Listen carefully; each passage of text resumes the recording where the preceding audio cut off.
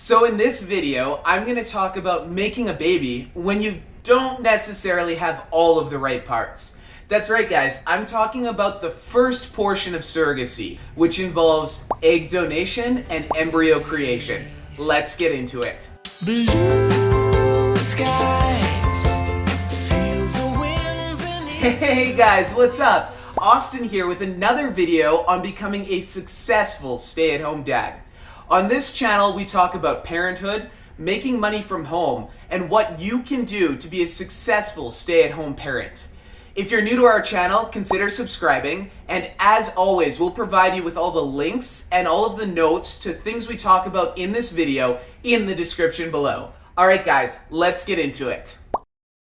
So, you've probably noticed that there are a lot of diverse families around the world. You have the traditional family with a mom and a dad, you have single moms, you have single dads, and you have same-sex couples. And all of these families are having children. Now, I'm not here to get into the anatomy of the birds and the bees, but I am going to talk to you about how some of these families are having children through the act of surrogacy. Now, surrogacy isn't only for same-sex couples. It's for absolutely everybody. And I hope that me explaining my journey can help all of you guys out there. Guys, so if you're new here, I just quickly want to let you know that my husband and I have been working with an agency over the past 2 years to create a family of our own. And great news, currently our little bean is due in 3 months and we couldn't be more excited. So I'm here to share our journey with you and everything we've gone through up to this point. The first thing we have to talk about is exactly what surrogacy is. Surrogacy is when a woman carries a child for an intended parent or intended parents. So essentially, if you can't have a child of your own for whatever reason, surrogacy is one part of the process in making that happen.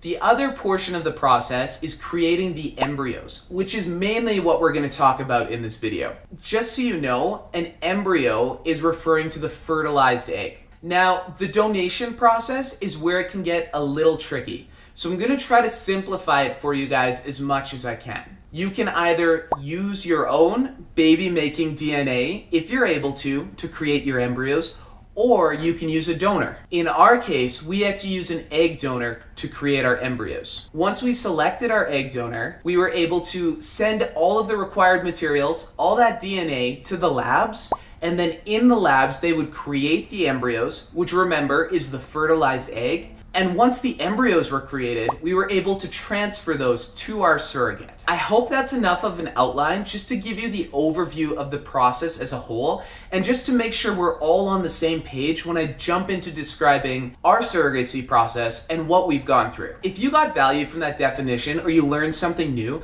please just smash that like button. It really helps out a new channel like mine. So now that we know the basics, let me tell you more about our journey. So the first question that people asked us when we said that we were having a baby is, how did you know you were ready? And guys, that's a very valid question. That's something you should think about before you decide to have a family. For me, it's a very easy answer, and it mainly comes from my background. I grew up in a large family, guys. I'm talking like 6 siblings, and I was the oldest. So I've just always had that nurturing factor, and I've always known that I've wanted to be a dad. Actually, funny story for you. On our first date, me and Stefan, my husband, I told him that one of my non-negotiables was that I wanted a family. And that's pretty aggressive for a first date, but luckily I didn't scare him away. And we're here 10 years later and this is happening. We're actually having a family. How cool is that?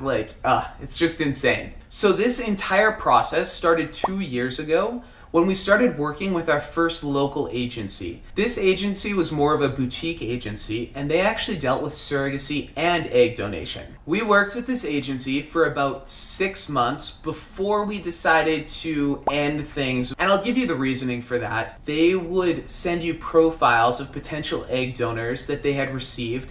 that they thought were a good match for you. And I just wanted more control in the process. We weren't getting very many profiles. And guys, remember, at this point, this is something I'd wanted for 8 years. So I was just ready to go. And I was like, Stefan, this isn't working for me. I need more control. I want this process to be a little faster. I want to be doing more. So after ending things with that agency, we actually moved to an online agency called Egg Helpers. And guys, links in the description below. We have nothing but great things to say about them. But this was a lot more our pace. We felt a lot more in control. We were able to go through a database of potential egg donors and make decisions for ourselves. We were able to check profiles of these amazing women who are willing to donate eggs out of the goodness of their heart. Now, I should probably let you guys know that here in Canada where we live, it's actually illegal to pay for an egg donor, and it's illegal to pay your surrogate. So when I say that these women are doing this out of the goodness of their heart, I truly mean it. If you're an egg donor or if you're a surrogate and you're watching this, just thank you. Thank you from all of us intended parents, from people who are parents because of what you've done. It's just such an amazing thing, and I'm getting a little emotional, but I'm just so happy that you guys were able to help us make our dream come true. After being on the Egg Helpers website for, I'd say, about 3 months, and guys, at this point, I was checking daily. I was so into it. There was this one woman that came up, and I saw her, and I was like, man, she's the one. My heart just skipped a beat. I felt those butterflies. I was just so excited. And in my mind, I was like, this is real. This is happening. But there was also a sense of urgency. I was like, we need to contact this agency and we need to see if this woman is still available. At this point, things were going super fast. This happened all in the span of a morning, and I had to tell myself to take a step back. This is a joint decision. Wait till this afternoon, talk with Stefan and see what he thinks. Later that afternoon, when I got home, I turned off my emotions, which is super tough for me. For those of you that know me and those of you that are getting to know me, I actually wear my emotions on my sleeve. I talk about everything. I'm very animated. So I put on my straight face, gave Stefan the profile, and asked him to look at it. He took about a minute to scan over the profile, and then I won't forget what he said, and I quote, "Austin, I think she's the one." I started beaming, I was smiling from ear to ear. I told him that I agreed, and that night we contacted the agency and asked them if this egg donor was still available, because we were 100% in and interested. Luckily, everything worked out, and we were matched with this amazingly genuine, charismatic, selfless woman who was making our dreams of having a family come true. I'm happy to say that the egg donation process went amazingly. The doctors were able to collect 18 eggs, and of those 18 eggs, there were 14 that were fully mature and viable. So what Stefan and I decided to do is we split out those eggs 7 and 7, and we each fertilized them separately. Now, in the end, we were able to create 6 healthy embryos, 3 of which had half of my DNA, and 3 of which had half of Stefan's DNA. At this point, Stefan and I had a big decision to make, whether we wanted to stay anonymous or we wanted to start a relationship with our egg donor. We actually decided to go against the doctor's recommendations of staying anonymous. Our doctor told us that 97% of people stay anonymous and only 3% of people decide to start a relationship. Now, for us, we know that our kid's gonna understand that they didn't come from just both of their dads at some point. And our policy is honesty. That's how we want to raise our family. So it was in our best interest to create a relationship with our egg donor. For the question of the day,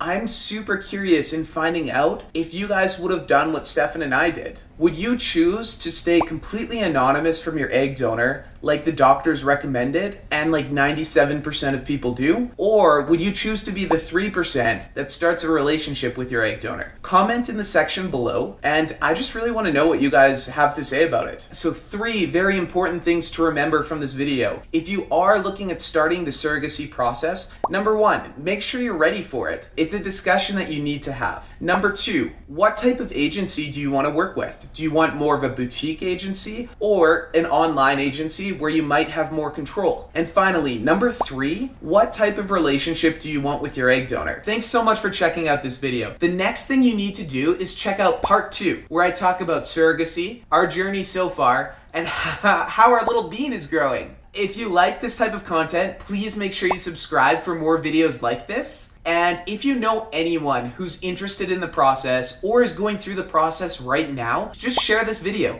Alright guys, I'll catch you in the next one. Beep beep beep boop boop boop boop. Thanks for watching Austin's channel.